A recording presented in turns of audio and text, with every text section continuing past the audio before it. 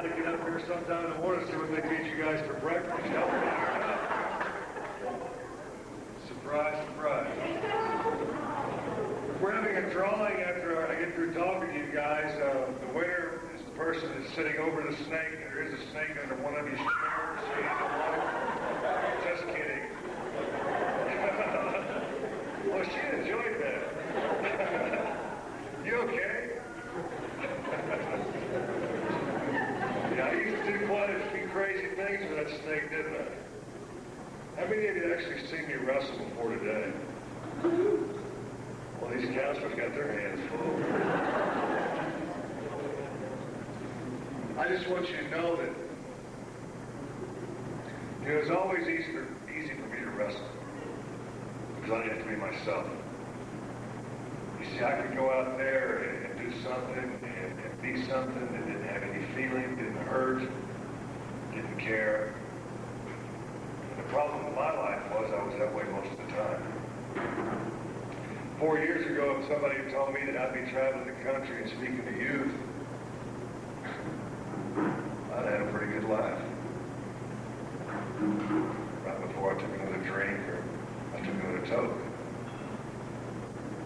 You see, what you see on television sometimes isn't exactly what's really happening.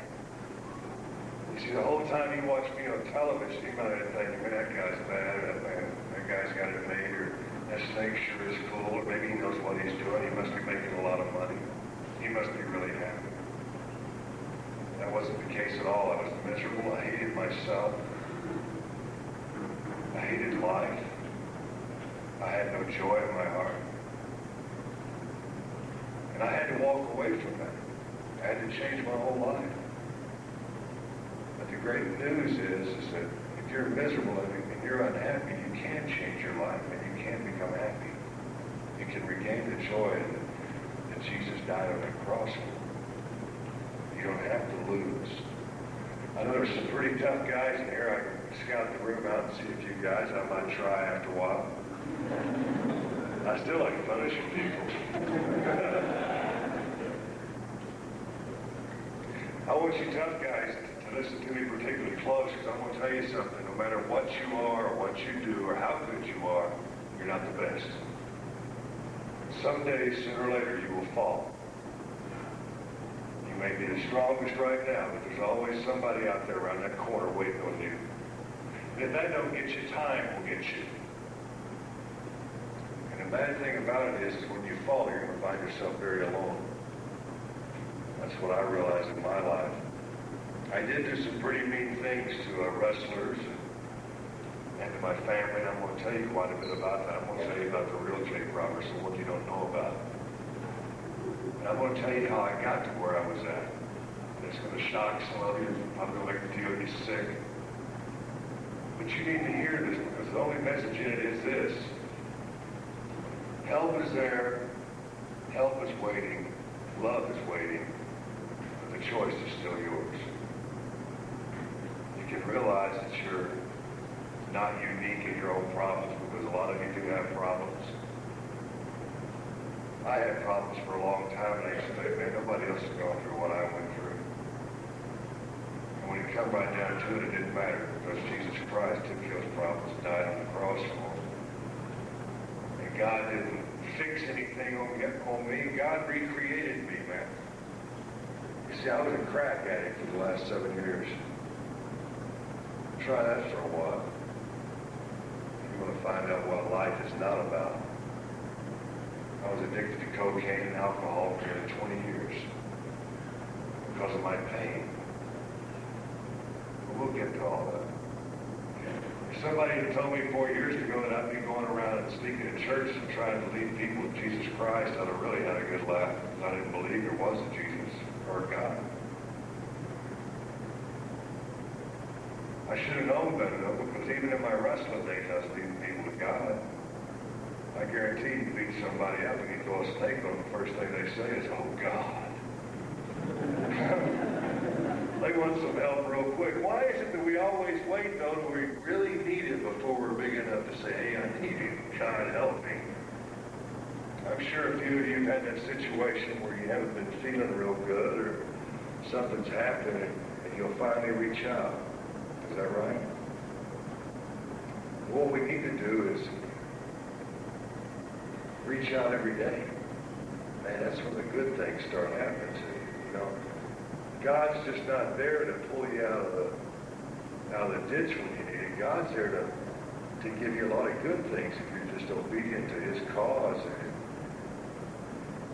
you do the things He asks. Man, He'll bless you. Man, He gives you all sorts of cool things and good things. You know, I mean, I used to think Jesus wasn't cool, but then whenever I found out He could walk on water, I said, got to go with that. Got to do that. I've tried. I can't do it. I tried it sober and couldn't do it. I drove a couple of cars in the lake and found out the cars don't float either. You know, I used that snake for a long time to keep people away from me. That's the only reason I used it. I was Jake the Snake Roberts before I ever started carrying a snake. I was Jake the Snake because I was a mean person. I was a person that would smile at you, and then as soon as you turned your back, I'd try to take your head off. Because I didn't want any friends. I didn't want anyone to like me. And there was a reason for that, because at a very young, early age, I found out that if I liked you and you liked me, then you could hurt me. You could emotionally destroy me. And I hated emotional pain. Most of us have had a lot of physical pain. I'm sure some of you guys have played ball, and some of you girls have played ball, strained muscles and full muscles and broken things. That's physical pain. That is nothing. Physical pain I'll take any day over emotional pain. Emotional pain is something that doesn't get better when the doctor says it will. The only time it's going to get better is when you go to the cross with it. So you can try to forget it like I did and medicate it like I did for a lot of years. But the only bad thing about medication is this. When you wake up, pain's still there. And the bad thing is you usually got one more thing you got to think about. What I do last night, and who did I do it with? And I wonder if there's going to be any repercussions from that. I used to use that snake in the dressing room. I'd walk into the dressing room if there wasn't a large area open. So I didn't want nobody even next to me. That's how cold I was. So, if there wasn't a large area open, I knew how to get that area open. I dropped that snake out. Nobody wanted to hang around a 17-foot python. Then towards the end of my career, I got so frustrated because people were starting to get used to that big python. I even had other guys want to hold it. I'm like, well, this isn't working anymore. I've got to do something. So what I do? I went and bought a 15-foot king cobra. Nobody wanted to hold that. No one. That's where I was at. Somebody used to try to go up and sit next to me when I was in the dressing room. I'd just wait for them to go to the toilet. Once they got comfortable in that toilet, you know those stalls with the metal doors? Be sure it's metal because people can't come through a wood when I found out. Let them get comfortable in that toilet and slide that snake under there with them. They won't be sitting by you no more. And it's really interesting. It's not a pretty sight, but it's interesting to watch a 300-pound man scale a wall with his pants around his ankles. Again, it's not a pretty sight, but it is an interesting one. It's, whoa! Those are silly times. I'm going to tell you about my life. I was born in 1955, so that makes me 40 for you math majors. My mother was 13 years old when I was born. Most of you girls are past that age. She was 13. By the time she was 17, she had 3 children. That's when my father decided to divorce her. It's not easy as a child having a 13-year-old mother. Number one, they don't know a whole lot about motherhood. And as you get older, you realize your mom don't know how to play with you because your mom never got a chance to play. She never got a chance to be a kid. My father divorced my mom, and I remember for a long time he used to say, man, how could I have saved that marriage?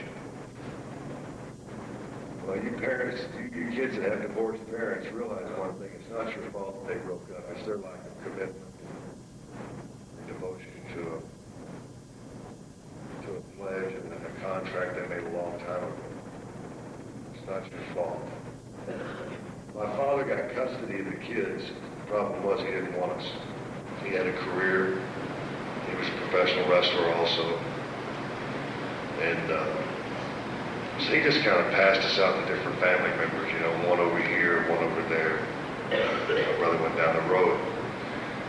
I was given to my grandmother. My grandmother was a fine woman. She was 61 years old, though. She already raised her family. She had her own problems. Her husband was a hopeless alcoholic. He had been in an oil field accident when he was in 1930, had his legs crushed. He was in the hospital for a year and a half while he put his legs back together with plates and screws and bolts. The whole time he was in there, they had him hooked up to morphine. See, in 1930, they didn't understand addiction. They thought, well, we'll give you the drug till you get better, and once you're physically healed, you're out of here. Well, when they let him out, he had a serious addiction problem. In those days, you couldn't find drugs on the streets, so he went to alcohol, which is certainly a drug. And for the rest of his life, every morning, he drank a quart of whiskey before 11 a.m., which made him real nice to be around 12.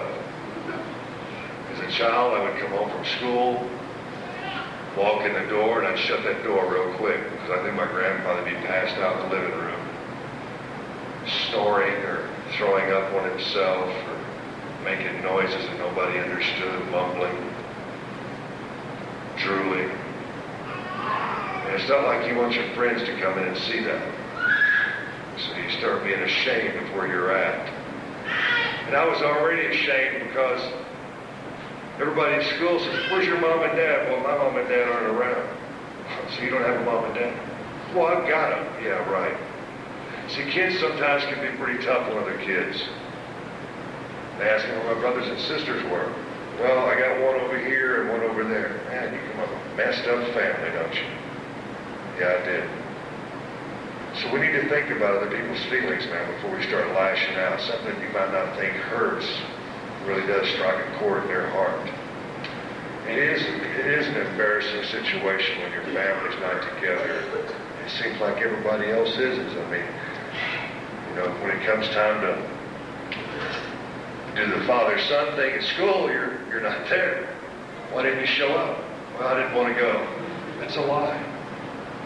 But you start lying because you're trying to protect your own feelings. So therefore, when someone would come to my house and want to play with me, I'd say, no, man, I don't want to play with you. You can't come to my house. Forget that. No, go on home, man. I don't even like you. Just get away from me. So I'd say ugly things to other people because I didn't want them to come to my house and see my grandfather. My grandmother loved me. No doubt about that. She fed me real well, too, as you can see. I haven't always been this big. I've gained about 35 pounds this last year. My wife got pregnant, and so did I. It was horrible. But the baby that she's got back there in the back now, where are they? They leave? They did leave. Oh, they're hiding. My son's probably chewing a door off the wall or something. But the baby made her eat about every 3 hours, you know. Well, I'm a good husband now, and I didn't want to eat alone, you know. She had a bowl of oatmeal, I had large pizza. 3 a.m., it's time to go get pizza. Let's go, baby. I'll fix your oatmeal when we get back. She's pregnant now, and I'm scared I'm going to gain another 35 or 40, you know. If I do, she's going to need a stroller for the baby and one for me. My grandmother did love me. She tried to hug on me and squeeze on me, but I was already angry because my mom had left me behind and my dad had left me behind. And it's a horrible feeling when your parents aren't there for you, I know. And she'd try to kiss on me, but I couldn't let her kiss me, man. She dipped snuff. Ain't no way a woman dipping snuff is going to kiss me. I still won't kiss a woman that dips snuff. Would you? You're lying, you would.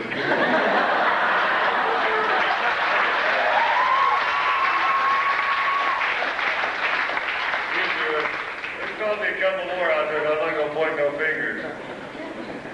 What are you laughing? I bet you would too. Let's talk about her.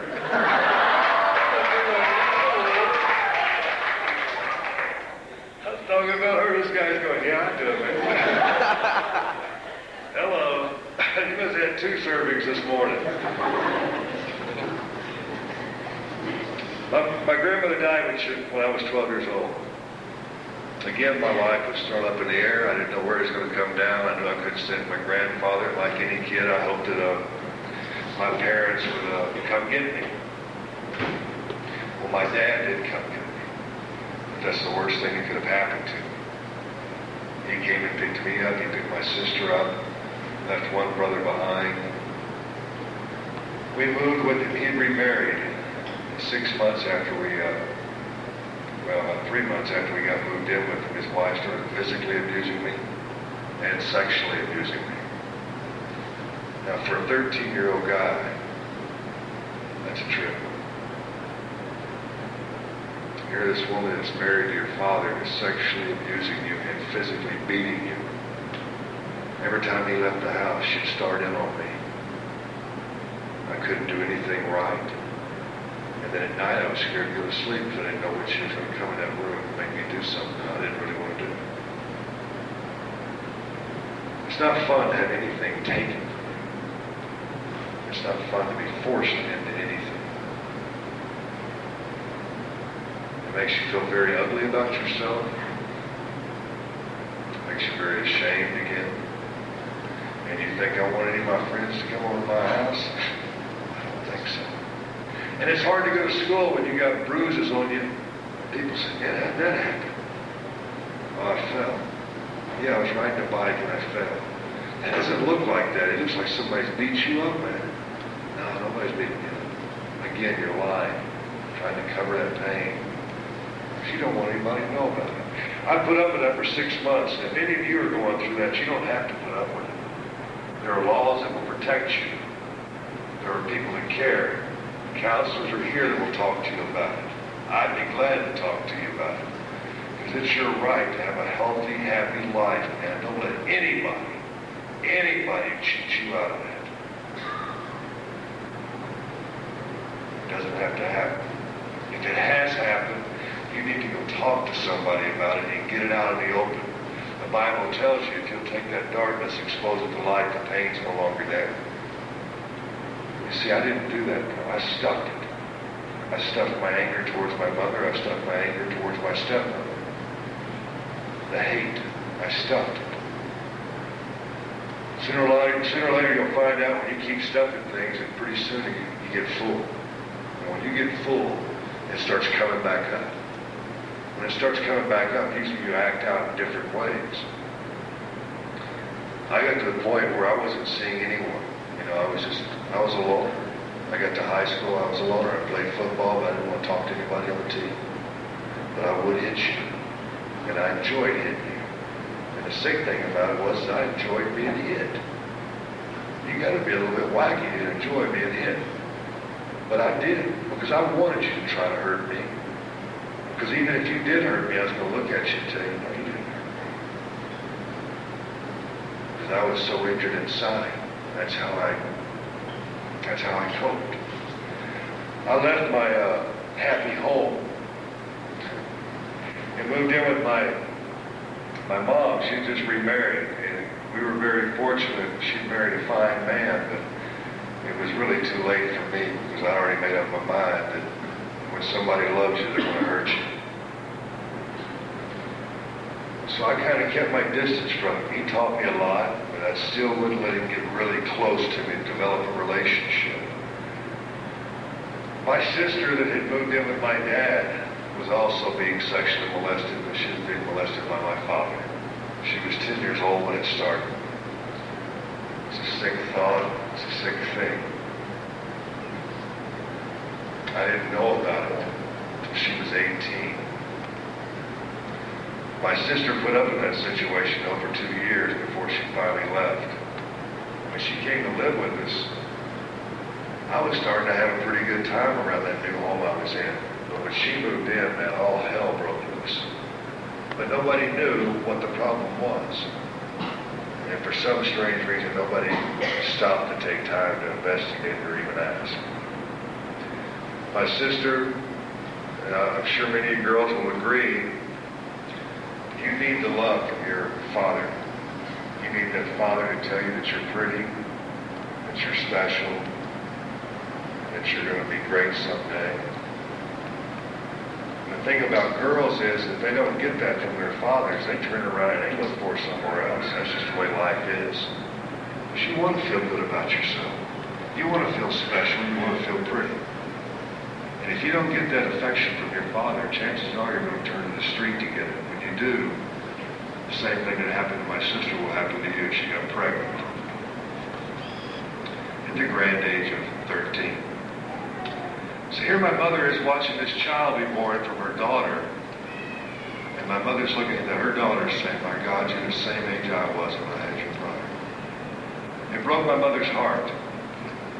My mother cried uncontrollably. I thought she was going to have a nervous breakdown. It really messed up our house. Well, me being the boy in the family, the big man, the strange thing about boys is they'll protect their mothers. I know guys that have stepped in front of fists, from their fathers and tried to protect their moms. And I was no different, man. Whenever my sister did that, I said, man, I am going to break her. I will teach her not to ever do that again. So when my sister would walk by me, I'd punch her in the face. Yeah, not one time either. When she got near me, I punched her and told her what a tramp she was. If she was walking by me in the hallway, I'd try to shove her through the wall. If her fingers were on a door jamb, I'd try to slam the door with her fingers. If we were outside, if I had a ball in my hand, I'd throw it in her head. And if I didn't have a ball, I was picking up a rock. Because I was going to make sure she'd never hurt my mother again. It doesn't work. Didn't work with her. Before she was 17, she had 3 children, just like my mother. Isn't it sick how history repeats itself? Yep. It was sick in our family. And each time I punished her. Verbally, physically, emotionally. I made her miserable. I got out of high school, regardless of what my father had done or was responsible for, I still wanted to hear him say one thing. That's, I love you, son. And I also wanted to hear him, I wanted to see him poke one of his wrestlers. My father was a wrestler. He was 7 foot tall, weighed over 400 pounds. Now you know why I didn't go and tell him what his wife was doing to me. I was scared to. I wanted to see him poke one of his buddies in the ribs and say, you know, that's my boy over there. He's something, isn't he? That's all I wanted from him. I didn't want his stinking money. I just wanted him to be proud of me. You know, I needed that. So I went to visit him, and amazingly, he couldn't do it. You know, just couldn't do it. I'd say, Dad, I love you. He goes, good, son. Come on, Dad. Come on, boy. Stomp your foot 3 times, whatever. He couldn't do it. One night, see, I wanted to be an architect when I was growing up. That was my dream. We've all got dreams. I wanted to be an architect. I started taking classes in high school to go towards that, and my dream was to go to college and be an architect. I went to watch my dad wrestle one night in Baton Rouge, Louisiana. My whole life changed. I got there, and boy, I was really wanting him to say those words to me. And I'm watching the wrestling matches, and all of a sudden I look out at the ring, and there's only one guy in the ring. And I hear the announcer say, well, ladies and gentlemen, his opponent had transportation problems. He will not be here this evening. We're going to have to give this man a win through forfeit. And my 19-year-old brain went to work. Boy, I was smart when I was 19. I should have been president. I knew everything. Y'all too, huh? Yeah, you got a dad. My brain said, Jake, if you want your dad to say those words, run out in that ring and beat that guy up. Because that guy's a wrestler, your dad's a wrestler, your dad will have to be proud because you were able to beat up another wrestler. Made sense to me. I ran back and I said, Dad, I want to fight that guy. He said, go ahead. See, my brain wasn't too bad off because I'd already looked out there and scoped out the situation. You see, the guy was only this tall, about 55 years old. Kind of looked like a miniature Santa Claus. Fat, roly-poly. You know, I'm looking at this guy going, you're kidding me. I want to kill this guy. I should have known something was wrong. Because chances are, if you're still out in the ring performing at the age of 55, you might know what you're doing. I should have known something was wrong when I ran to the ring and I was looking at all the guys giving them the thumbs up. We didn't have high five back then. And I was telling all the girls, man, watch me beat this old dude up here. Let me right back. You know, I'm bad, you know. I got in the ring and I'm dancing in front of this guy, pointing a finger at him, telling him exactly what I was going to do to him. And the whole time, he just leaned on the ropes. I should have known something was wrong. But I wanted to prove something. Well, I'm here to tell you that when that bell rang, I wish that guy had just reached over and knocked me out. It would have been a whole lot less painful. Because for the next 15 minutes, he made my life on this earth miserable. He pushed my nose from side to side each direction. He bent my arms different ways that have never been done since then. My legs up behind this, over that. My voice went from what you hear to something maybe one of you young ladies could do. I mean, up and down. I started saying aunt, uncle, monkey. I said, I'll read the dictionary to you if you'll just let me go. You know, any words you want, brother, let me find that page. I'll give it to you, you know.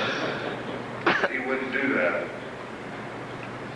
I learned something else that night, too.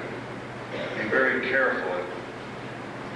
Don't ever buy anything unless you're absolutely sure it's not yours. What happened was I was all twisted up and my head was between my legs and he had an arm across my eyes. I was hurting, you understand, you know. And I could barely breathe and that 19-year-old brain was like, you gotta do something. Well, about that time I felt something brush my cheek. And her brain said, Jake, if you want to get loose, turn your head just a little bit and sink your teeth into that flesh. I escaped from that hole. Because I found out something. If you bite yourself hard enough, you can do anything. It's real confusing on your mind. Because you're like, I'm getting loose, but gosh, it hurts. He must be biting you back. But then when I loosen up, I feel the pain start to go away, but I wasn't going to let go because my brain had not said let go yet. So I just kept chewing. It's a horrible thing. Try it when you get home. Don't do it out here at camp because you don't want anybody to laugh at you. But try it when you get home. It works. I can't tell you how embarrassing it was to have 4,000 people, especially all those that I waved and winked at, laughing at me and calling me a wimp. Saying things, man, that's embarrassing. You're out there trying to do your best and somebody's laughing at you. It's not a very good situation, is it, guys? Makes you feel pretty rotten. I had to walk back from that ring that night to the dressing room amid all the laughter. And I thought that was pretty bad. But it was nothing compared to what I got next. You see, I walked back into that dressing room and I was hurt. And my father looked me right in the eyes and he said, son, you're gutless. I'm ashamed of you and you'll never amount to anything. That's not what I wanted. My heart dropped. And I felt a hate that I'd never felt before start to build inside of me. I wanted to kill him. I wanted to kill him. You see, he'd never been there to watch me play one football game, and I was pretty decent. He never come watch me pitch baseball, and I was real good. Baseball was my best sport. He'd never been there when I first got to high school, and some of the juniors and seniors and sophomores decided to make it public knowledge about my family. School is tough. Sometimes we say things to people we really shouldn't do. And I was from a little small town, and everybody in a small town seems to know everybody else's business. And I guess they felt like picking on me because my dad was a wrestler, because my mother had only been 13 years old. Well, I don't know about you men, but if you said something about my mother, we're going to fight. My father never was there to protect me. And I got beat up a whole lot. But you know, after I get beat up, the next day I'd be right back there. Hey, let's go again, man. You're going to take back what you said about my mother. I proved a point to a lot of people growing up that I wouldn't give up. My father never was there for that, but yet he was judging me on one night's performance. Well, that night I went back to his house. I remember laying there so angry. Just, man, I was hurting. I was pulling on my hair. I just hurt so bad inside. Not from the wrestling match, but from what that man called my father had said. You see, at my age of 19, I didn't believe there was a God. I couldn't see how there could be a God to let all the things that had happened to me in my life happen. But one thing I did believe in was the devil. And I made a covenant with the devil that night. I asked the devil to help me become the greatest professional wrestler ever. To help me blow away the records my father had set. To make more money than my father ever did. To develop new holds that could hurt people worse than any other hold. To give me the strength and the knowledge to make myself into a machine. Not caring, always hating. In return, I would do anything the devil asked me to do. It was a horrible thing to do. But you know what happened? The devil was more than glad to help me. In the following weeks, I started steroids, which the devil led me to. But steroids wasn't enough. You see, I could take the steroids and I'd still go to the gym, but I realized there were some guys that could go a little bit longer in the gym than I could. We can't let that happen. What else do I have to take? Oh, take some speed. You can stay longer. Work harder. Okay, we'll do that. But then after you get through with your workouts, you're doing this around the house because you've got so much speed in your system. Well, hey now you got to take a few downers, brother. Calm down a little bit. At night I couldn't sleep because the steroids had me so geeked up and wired up. I'd sleep 2 or 3 hours and I was ready to get up. Well, you can't grow physically not getting proper rest. And then take some sleeping pills. Well, yeah, but you got to have a few beers to wash that down with. And don't you hate what your father did to you? Oh, I'll take one more then. Medicating myself angry. I started wrestling full time, as low as I stood, because I wouldn't say I give up. So I had a lot of broken bones early in my career because here's these old guys that know what they're doing. Here's this young 19-year-old kid that just won't give up. And so I went through a lot of injuries that I didn't have to. Because I was so hard-headed and I knew I was going to make it regardless. I didn't want anybody else's help. You know, I should have figured that, hey, if you're going to be an astronaut, it might help you go to school. I didn't want to go to school. I wanted to learn the hard way. That way nobody could say they helped me. My wrestling career started doing pretty well after a couple of years. About that time, I got a phone call from my mom. She said, son, you need to come home. Your sister's getting married. I said, good. Get her out of the house. All the trouble she's caused, Mom, get her out. She said, son, you don't understand. She's married a man that's 51 years old. She's 19, Mom. Yeah, you need to come home. Well, when Mama says come home, I still come home. I went home and, boy, I lit into my sister. I didn't want to hear her story. I just wanted to tell her what she was from my viewpoint. Tell her what she's doing to our mother again. Then all of a sudden, in the middle of it, my sister says, but you don't understand. Our our father raped me when I was 10 years old. And he continued to do so for 2 years. Nobody wants to hear that. And nobody did want to hear it. Everybody went, don't say that. That's horrible. Shh. No more. Don't say it. Don't ever say it again. That's all. It's ugly. What will the neighbors think? Who cares what the neighbors think? Take care of yourself. We all want to deny it. Me included, even though I've been molested. I didn't even think to say, wow, we got a lot in common, sis. I couldn't do that because I hated her.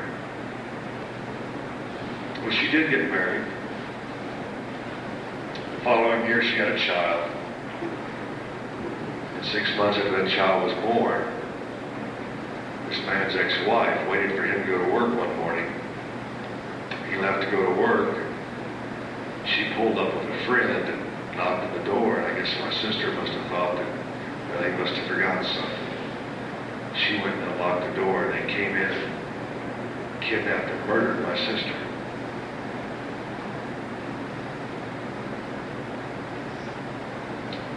The baby was left on the floor, crying. Her wedding ring was stripped off of her finger. And nobody's seen her since. They had enough blood and hair samples in the trunk of this woman's car to convict her for kidnapping, but not for murder. Because you got to have a body for that. That's been 11 years ago, and nobody still haven't heard anything.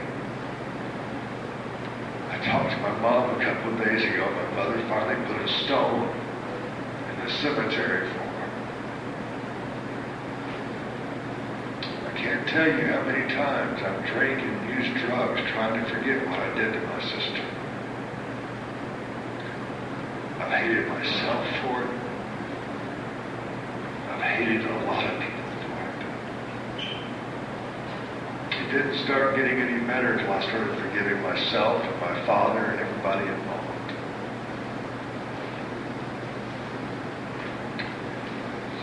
You see, I never once told my sister I loved her. Never once told her I was sorry for beating her half to death. Or saying the things that I'd said to her. If you're having a problem at home, or with a good friend, or someone you care about, you need to go to that person, even if they're wrong, and say, look, I'm sorry. Let's get over this. I love you. Let's forget about it and go on. Amen. Because if you don't, and something happens to you, you're going to hate yourself for an awfully long time, just like I did. I can't tell you how many times I've been in airports as I flew around the world, and I'd see a young lady walking away from me that had the same hair color and the same shape. And I'd start hollering my sister's name, and finally some lady turned around like, man, are you nuts? What do you want? It's a horrible feeling. My poor mother still has to go through it because every time they find a body that's been decomposed down there in South Texas, they call her up and they want the death penalty. So it never goes away. Those constant reminders will always come back to you. My wrestling career had taken off because I was willing to sacrifice my body, my mind, and my soul. But the problem is that the drugs that I was doing, so you go through a process once you start alcohol and drugs. It's a process of, I just want to try it. I just want to try it once. That's the want stage. And some people, that want stage may last a few years, it may last a few days, depending on what drug you're using. But from the want stage, you go to the need to stage. I need to have a drink. I need to smoke a joint. I've done all these. I need to take a pill. I need to do a line of coke. I need to smoke a rock. That beating 2 stages is bad enough. Because you realize, or you may realize, that something's starting to go wrong in your life. It's like, well, I need to have a couple of drinks before I can even go in a bar to drink. Wait a minute. Or I need to take a sleeping pill or a nerve pill to calm me down. Well, why are you so upset in the first place? You leave that need to stage to the worst one, the have to stage. I stayed in the have to stage for about 8 or 9 years. I woke up in the morning, I thought about drugs. I went to sleep at night thinking about drugs or passing out. During that time, I was putting my wife and family through hell. My wife didn't know whether to trust me going to the store or not. Sometimes I'd say, honey, I'm going to go to the store and get some Pepsi. I'd come back in 3 days, all high, messed up, looking horrible. Did this time and time and time again. Cheated on her repeatedly with other women, openly. Would tell her, yeah, I was with somebody, so what? Because I didn't care. I didn't care about anything. All I cared about was making Jake happy, making Jake forget about the problems that he had. Only problem is, like I said earlier, when you medicate yourself to forget a problem, chances are you're going to wake up with just one more. My wife was getting scared of me, and rightfully so. I started trying to commit suicide. I'd overdose on pills, and the next morning I'd just wake up and all I'd done was thrown up on myself.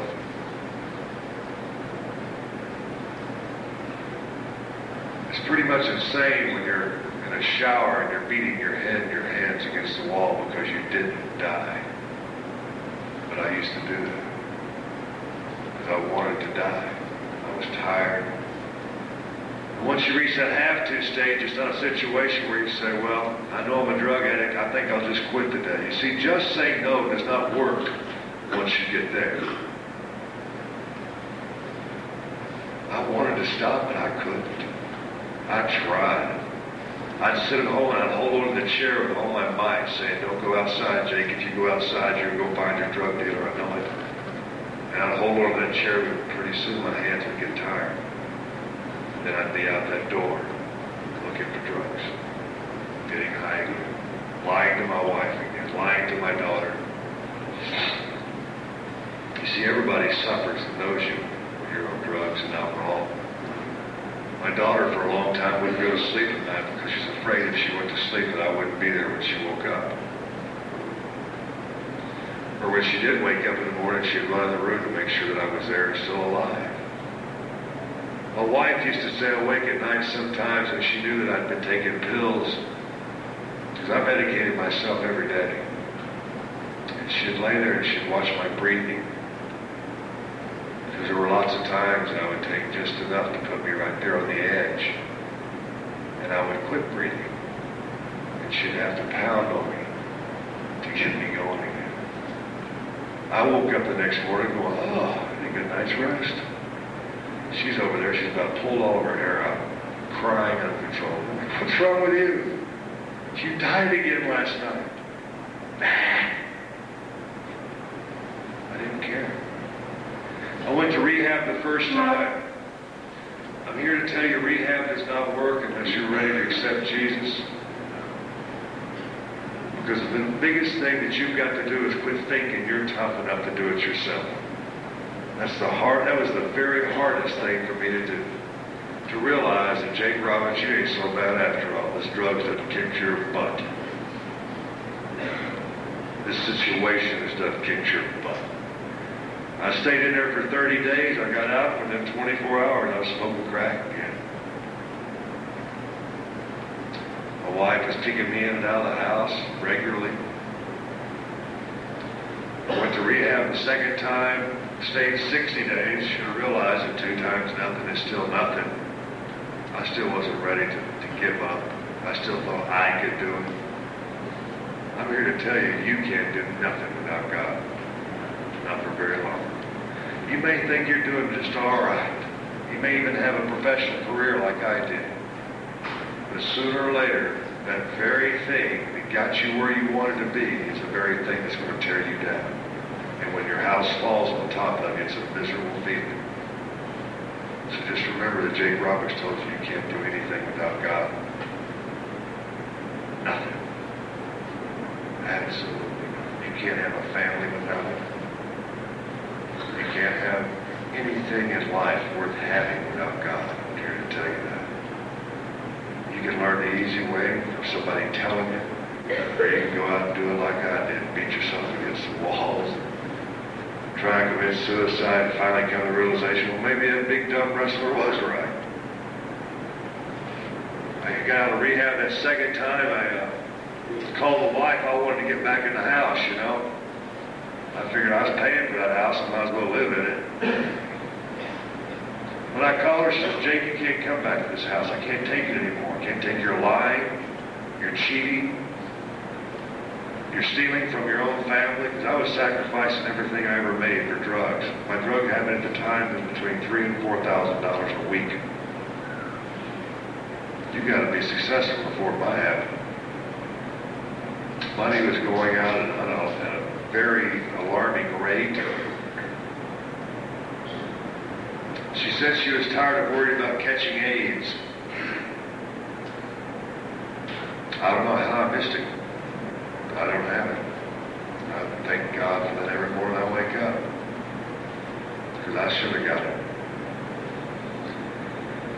She said she was tired of lying to our daughter.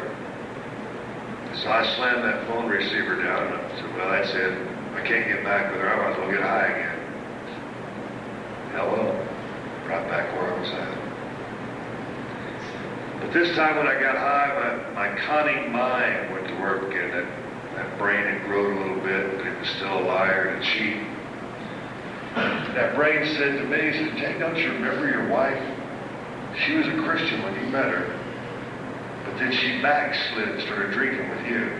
But whenever I tried to get her to do drugs, she threw the brakes on. And she went back to church. I wouldn't go. I went once a year just to make her happy. At Christmas. Yeah, I'll go with you. I'd get all high on everything and go to church. That was really brilliant, wasn't it? Sitting back there going, wow, these people look weird. So my brain said, don't you remember her praying for you, man? She's really into that Christian thing, brother. I bet if you called her up on the phone and told her you'd found Jesus, that's a trip too. I found Jesus. I didn't know he was lost. Was he hanging out behind the McDonald's and you found him? No, we're the ones that lost, not Jesus. Amen. So I bet if you told her that, though, she'd let you back in that house. No, don't tell her that way. Tell her you found the Lord and you don't want back in the house, and do that reverse psychology thing, man. Make her ask you to come back. That'll be a trip, won't it? My mind was sharp. That's exactly what I did. See, because I remember those days and nights that she used to pray for me and scare me half to death. You know, when you're drunk or high and you wake up and somebody's praying over you, it's a scary thought. You're not sure if you're dead or what they're doing. I used to think, man, this woman's nuts. I treat her like trash. And then when I pass out, she's in there putting a hand on my heart and saying, dear Lord, don't let him die. I love him. And trying to cast evil spirits out of my body. That's a scary thing, man. When she started slapping me on my head saying, devil, get out of this man. And I'd wake up, man, leave me alone, woman, you're crazy. I may be a drunk and a junkie, but you're a nut. You're one of them Christians. Ooh. Christians scared the hell out of me, wouldn't they? So I called her up and I told her that long story. And boy, she bit hook, line, and sinker, man. She swallowed the hook. She's like, Jake, I'm so proud of you. Yeah, well, you know, I don't want back in that house right now because I want you to have your time, baby. You know, really smooth. The whole time I'm on the other end of the phone going, what a scumbag I was. So I told her I wanted to take her to church. Boy, she agreed. She said, yeah, I'll take you to church. We'll go out to dinner. Show you a nice time. I want to see my daughter anyway, so I'll pick you up about 10 o'clock. Yeah, okay. See you then. click. Oh man, I got it made. I'll be in that house by 3 o'clock.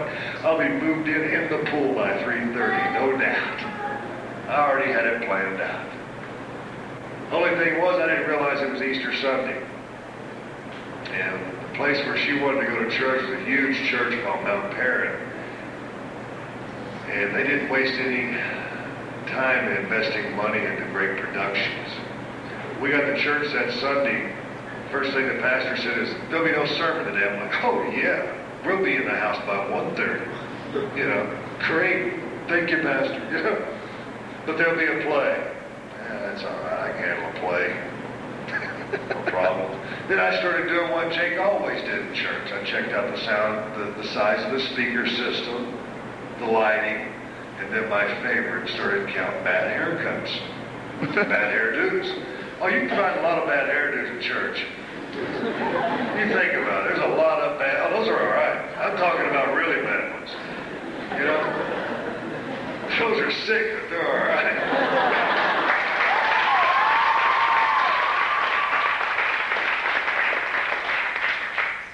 Is that gum? But, you know, I finally realized later that the reason people's hair looks so rough in church, they're not worried about their hair, they're worried about their soul. Remember that. And of course, my second favorite thing, besides just counting hairdos, is those beautiful elderly women that color their hair blue. That used to really trip me out when I was high. It's like, ooh, man, there's another one. Is it glowing or is that just the real color? I think they're probably responsible for what Dennis Rodman does today. I'm not sure. Maybe Dennis went to church when he was a kid, seen people with blue hair, and hey, I like that. You know, maybe that's what happened to Dennis. I don't know. We need to pray for that man. That's right. And that's what I was doing. Man, this play started developing, and I'm watching it. Of course, we know what it was about. It was about the crucifixion of Christ. And I'm like checking this thing out, man. They got nice robes. They got nice costumes. They're doing it pretty good. And I was doing all right. I was sitting on the aisle, because I always sit on the aisle in church in case the building started to catch on fire or anything. I can get out first, you know. That was my thinking process. And this guy that was playing Jesus started dragging this huge wooden cross down the aisle. And these Romans, these guards were beating him and laughing at him and taunting him. He had a crown of thorns on his head and he was bleeding. Stripes across his back from being beaten. He'd stumble, they'd laugh at him, he'd get back up and he'd keep going. And something happened inside of me. I was just kind of like, what? Well, as he got near me, I got the worst pain of my life in my chest. I knew for a fact that I was having a major heart attack right there in church. And boy, was I mad about it. I was like, boy, that's what I get for coming to church. I'm having a stinking heart attack in church. I want to die here. That's what I get for coming to church. Thank you very much. And then my mind got on that addictive thing and said, Jake, you've got to stumble out of here something. You can't let your drug dealer find out you died in church. They'll laugh. Isn't that insane? I'll be dead, I won't hear it anyway. You know? But that's what your brain does. And this pain was something awful in my chest. I know a lot about physical pain. I've had 2 discs removed out of my neck. This wrist totally reconstructed. Took a year and a half to heal that. 2 foot surgeries. Major foot surgery. They want to put Teflon in it next, they said. So, wait a minute, I just want to walk on it. I don't want to cook with it. Teflon. Wait a minute. What are you trying to do? And I've had a couple broken arms and ribs, and this nose wasn't always this size. My fingers won't straighten out anymore from hitting walls and people and windshields. And I've had about 16, maybe 17 root canals, which are my favorite. Any of you guys ever have a root canal? Aren't they a treat? It fell out, though. It fell out? Yeah. They didn't do it right. A buddy of mine's fell out, but he died, son. Just kidding. Yeah, root canals are a real treat. They're something to behold. But the pain that I had in my chest was, man, total lockdown pain. And I realized I needed help and I needed to real quick. So I looked at my wife, and as I tried to move, I realized I couldn't move my hands or my arms or my legs. So that just confirmed my thought that I was dying right there in church. And then I tried to speak and tell her to go get help, and I opened my mouth, but no sound would come out. It's like, man, this is it, brother. You're out. Strike three. You see, I realized that all the drugs I'd done had finally taken its toll. Well, I didn't die. And as they crucified Christ on the cross that day, the pain went away. And I felt a warm rush come over my body. Then I felt kind of good again. I could understand, why am I feeling good? But I didn't really care about anything at the time. I just wanted to watch the rest of this play. I took my wife home that day, and I got her to the house, and I wanted to tell her about my chest pain because I felt like I needed to go see a heart specialist to get it taken care of. My wife looked at me. She said, "No, you don't need a doctor. You need to call the pastor."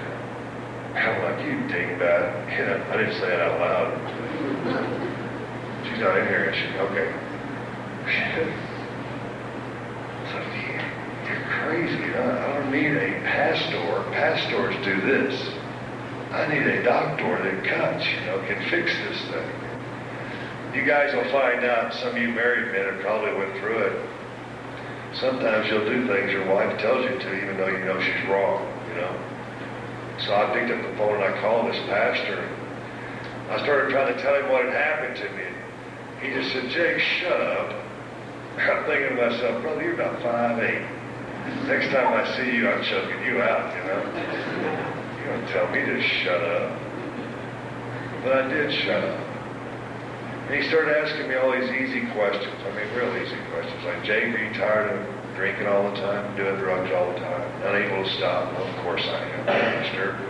"Are you tired of cheating on your wife, lying to your wife, lying to your children, making your little girl cry?" "Well, of course I am, Pastor." And he says, "You don't have to do it anymore." He says, "I know where you're at. Right now, you're in a place where you have no control at all. You have no joy in your life. You're miserable. But you can't figure out what's going to make you feel better."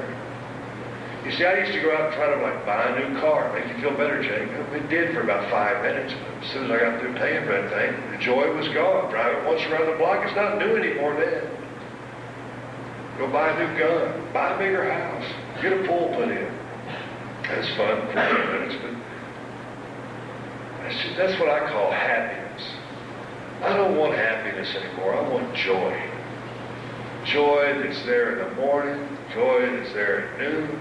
Joy that I don't have to medicate. And this guy's telling me all this. I'm like, "Yeah, well, how do I do that?"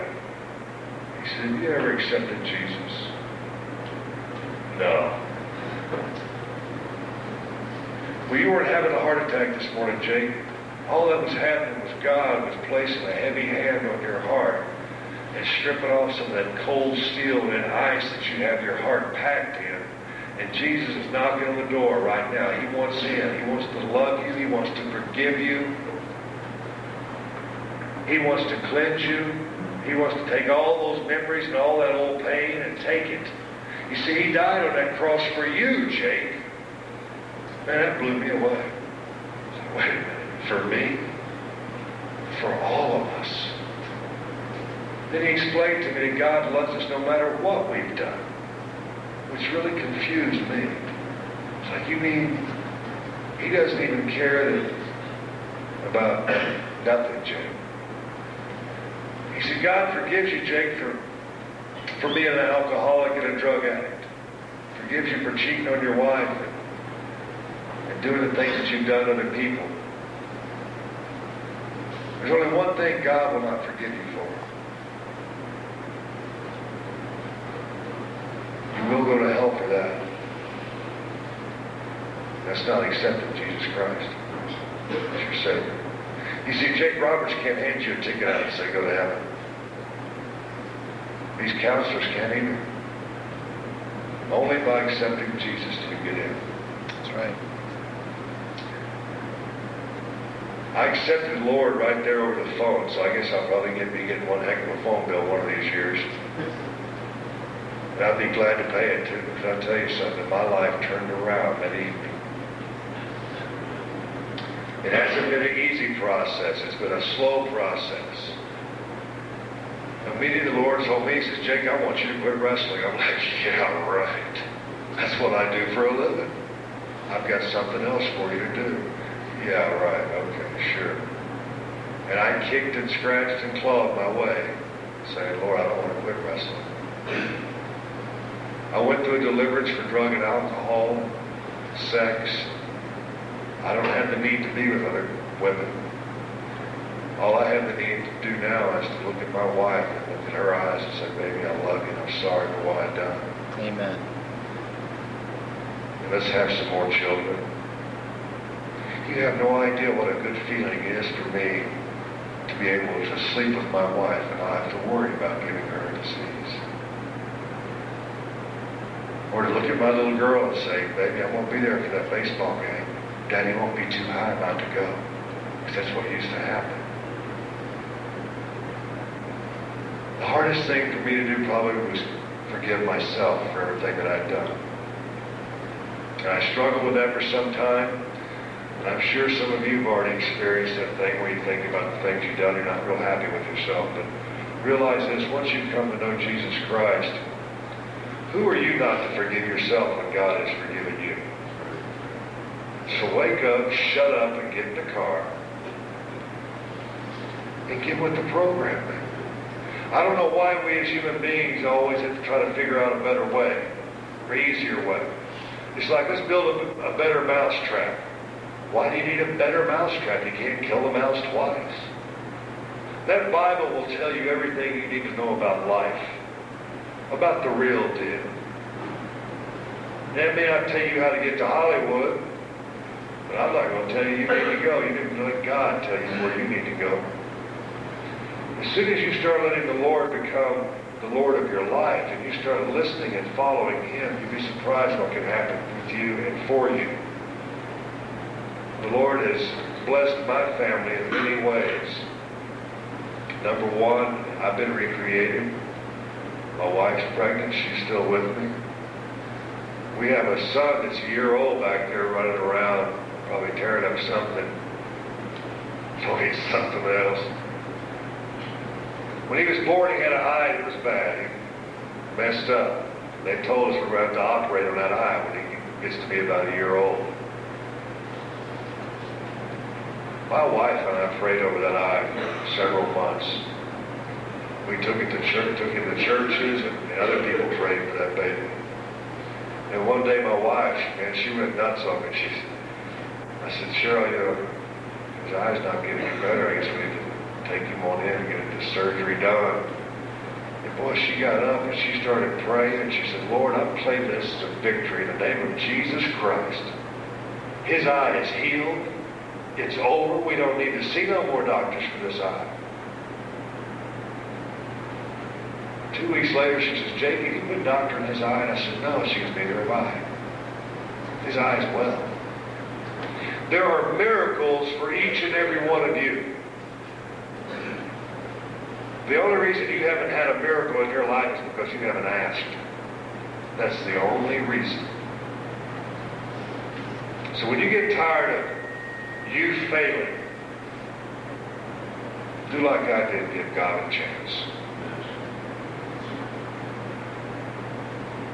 I hope a lot of you look inside yourself tonight or today and have an opportunity to get with someone and talk about what you're feeling, if you are feeling something special. But I just want you to know that the Lord is ready to bless your life as soon as you're ready to accept Jesus. And I thank you very much. Amen.